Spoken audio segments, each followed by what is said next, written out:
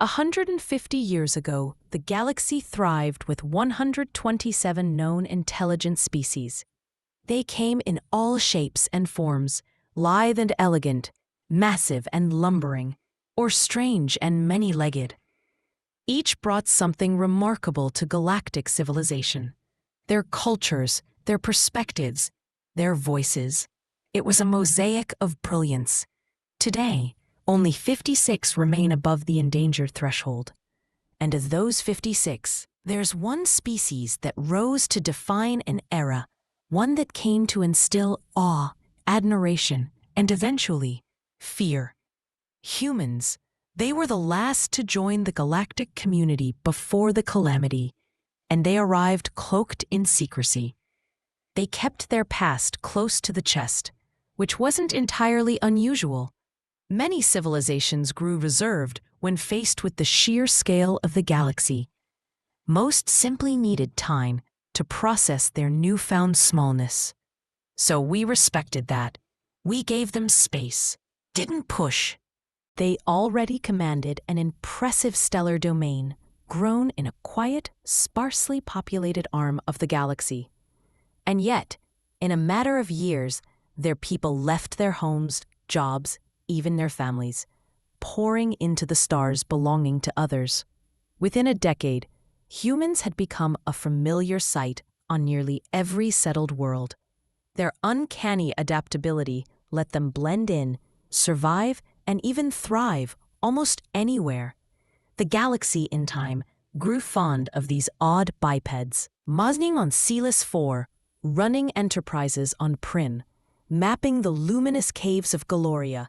Humans were doing it all. Natural explorers, skilled diplomats, born traders, they quickly made allies wherever they went. Even hardened species like the drum and the liligar had to admit a grudging respect for the humans' unexpected prowess in battle. Human champions challenged and defeated their predecessors in ritual duels, earning seats at the highest councils. They spread across the stars, embracing every role, but their history? That stayed hidden. They asked questions, devoured the stories of others, but rarely offered their own. When pressed, they repeated the same curated tale, a fractured past, a long climb, a newly unified human federation born from the chaos of many. Over time, we stopped asking. Maybe we didn't want to know. 48 years after their arrival, the peace shattered. From a long-forgotten quadrant shrouded in dense nebulae and erratic magnetic storms, a threat emerged. Something ancient, something brutal. The Grocs came. For over 1,000 years, the galaxy had lived in peace. Even the warlike races had let their armies wither, their weapons gather dust. There hadn't been a real conflict in generations. Our governments had grown complacent, our militaries ceremonial, at best useful, only against the occasional pirate incursion. We weren't ready. Not for this. We were unprepared. By the time a proper blockade was organized, nearly 2 years had passed since the Groc's emergence, and already 30% of the galactic arm had been consumed by the rapidly expanding GRS empire. Humans were everywhere, in every role. Combat medics, admirals, starship engineers. Name a position, and there was a human filling it. But as the decades wore on, the fighting grew bloodier, and even the most resilient economies began to crack under the weight of attrition. The galaxy's proud empires, once towering and self-assured, were struggling to hold the line. After nearly 50 years of relentless war, a human diplomat named Charles Matoran stood before the Galactic Council with a bold proposal. She asked that humanity take control of the war effort. We had already lost nearly half the galaxy. Millennia-old civilizations had crumbled, swallowed by the chaos or annexed by neighboring powers in desperate attempts to prevent total collapse. Rogue states rose and fell like sparks on dry grass. Yes, humans already held positions of leadership within the war effort, even in the militaries of other species. Still, The idea of them leading the entire campaign sparked outrage. They had lost nearly as many lives as the rest of us combined. How could they possibly mount a coordinated resistance? Sure, they were formidable fighters, and their economy remained intact, thanks largely to their isolated location, far from the front lines. But they had never fought in a war of this scale, a galactic war, and we doubted they were ready. Arguments flared. Weeks passed. Charlie's held her ground, unwavering, insisting she spoke on behalf of humanity's highest authorities. The council was split. Some viewed the humans as opportunists, skilled, yes, but untested, seizing power in a moment of crisis. Others saw something else, a peaceful people stepping up to stop the bleeding. Then came the turning point. In the middle of yet another deadlocked session, Charlie's tone changed. The diplomacy vanished. She wasn't asking anymore. She was demanding. She demanded full command of the war be removed from the Galactic Council and placed solely in human hands. And she wasn't alone. Humans across the chain of command rallied behind her, pledging that their people, who knew war far too well, would follow whatever orders were necessary. And that was it. To borrow a human phrase, it was the straw that broke the camel's back. One by one, generals and admirals began aligning themselves with their human counterparts. And the council, fractured and exhausted, had no choice. They ceded control. It took just 1 week. A single human fleet reclaimed a sector we'd been trying to take back for months. They burst out of FTL and immediately unleashed a torrent of nuclear warheads and light-speed missiles, attacking with a ferocity and a disregard for self-preservation that bordered on madness. The Grocs never stood a chance. Their ships were shredded in a storm of fire and metal, torn apart before they even understood what hit them. In that 1 week, the humans expended more firepower than we had in an entire month. But they achieved something we hadn't seen in years: victory. And they didn't stop. They drove deeper into Groc-controlled space, system by system. Every advance came at a cost, but the Grocs always paid more.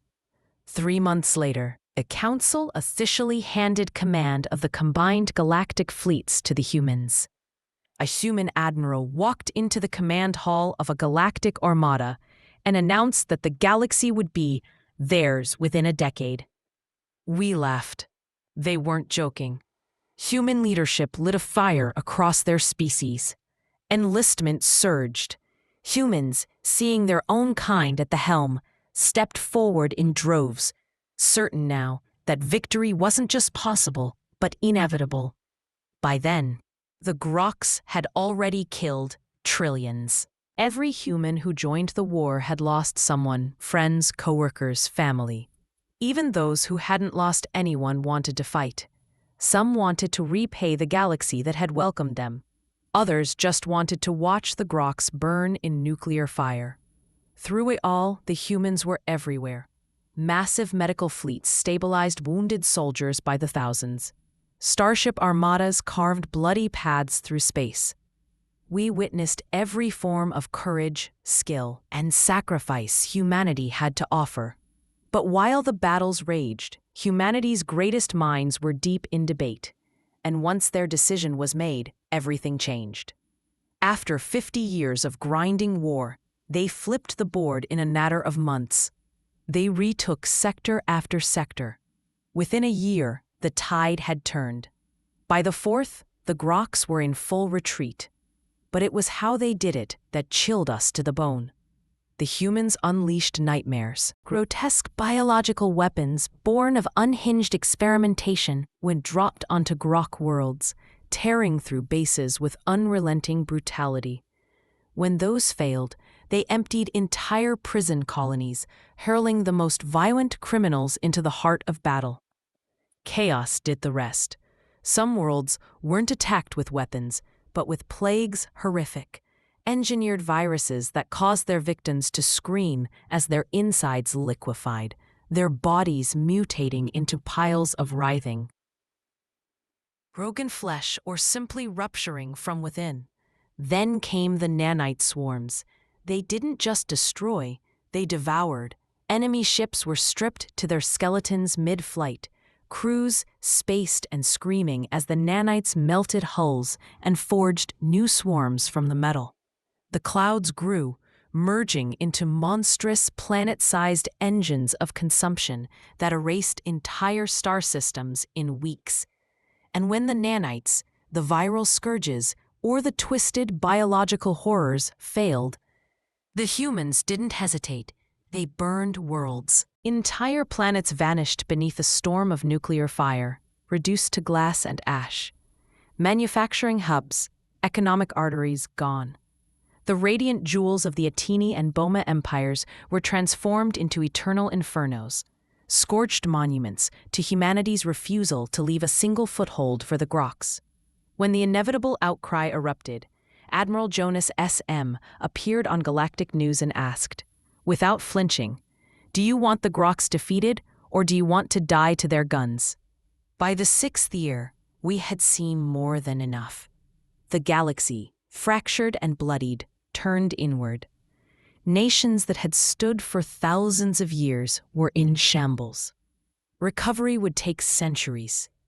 Economies were exhausted, and with the Groc's defeat nearly assured, we began to lay down our weapons and whisper our thanks to our human saviors.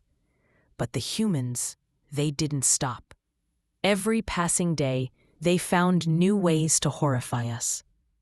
They began accelerating particles to near-light speeds and slamming them into planets, shattering entire worlds in seconds. Swarms of autonomous drones, like metallic locusts, descended from orbit and ripped apart fleeing ships before they could clear the atmosphere. Some worlds weren't attacked at all. They were abandoned. Entire populations dependent on food shipments were sealed under containment shields and left alone. No invasion, no diplomacy, just silence. Inside, starvation took hold, societies unraveled, and cannibalism became survival. But it was in the 7th year that we saw the worst. The nanite swarms had grown so vast they could engulf stars. The viruses, re-engineered dozens of times, had reached levels of unimaginable efficiency. And now, humans had started adapting tactics from us and from the Grocs. They'd learned every horror we ever knew and improved on them. Then came Realfox, a sacred system, 20 planets, each one terraformed into paradise. It was the pride of the Lenin Church, a triumph of beauty, art, and ecological mastery. The Grocs had taken it early in the war, and its fall was a wound the Church never healed from. The humans didn't reclaim it. They ended it.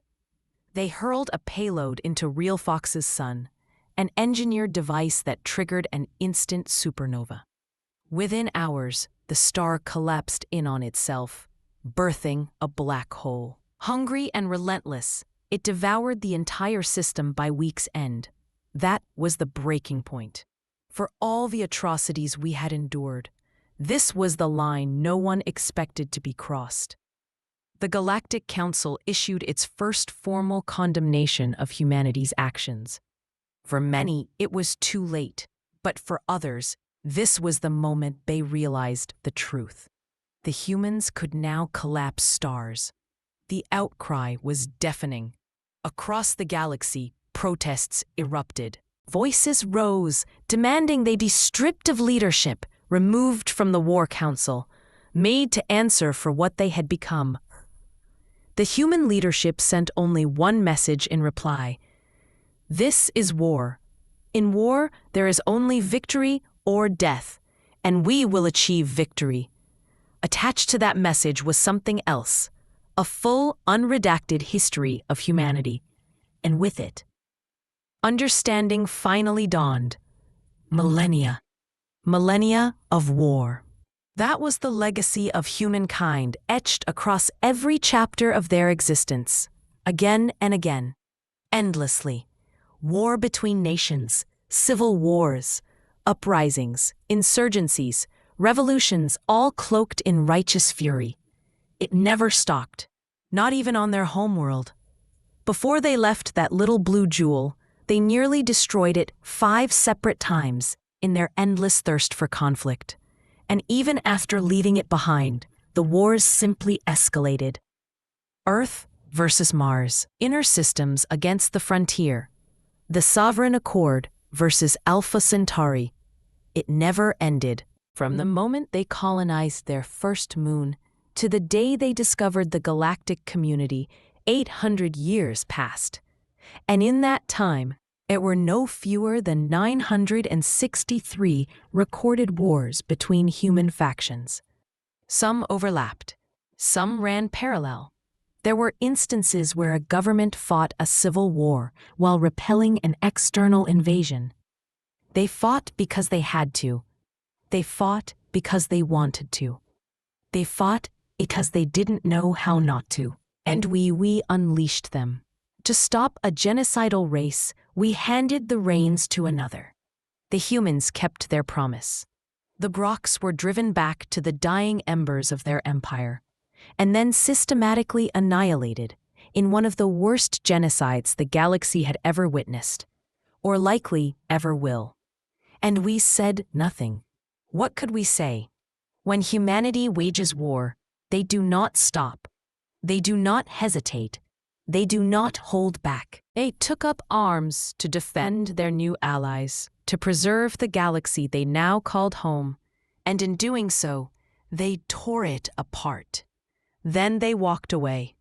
The horrors were sealed in vaults, or deactivated and hurled into suns and black holes. Their war regiments were disbanded. Soldiers retired with full pensions and quietly returned to lives left waiting. Just like that. But the galaxy would never forget. It didn't need to. The humans never threatened us. They didn't have to. Because despite every atrocity, every weapon, every blackened system, one truth stood above them all like a shadow cast across time. Humanity's capacity for war and the unthinkable price we would pay if we ever turned our weapons on them.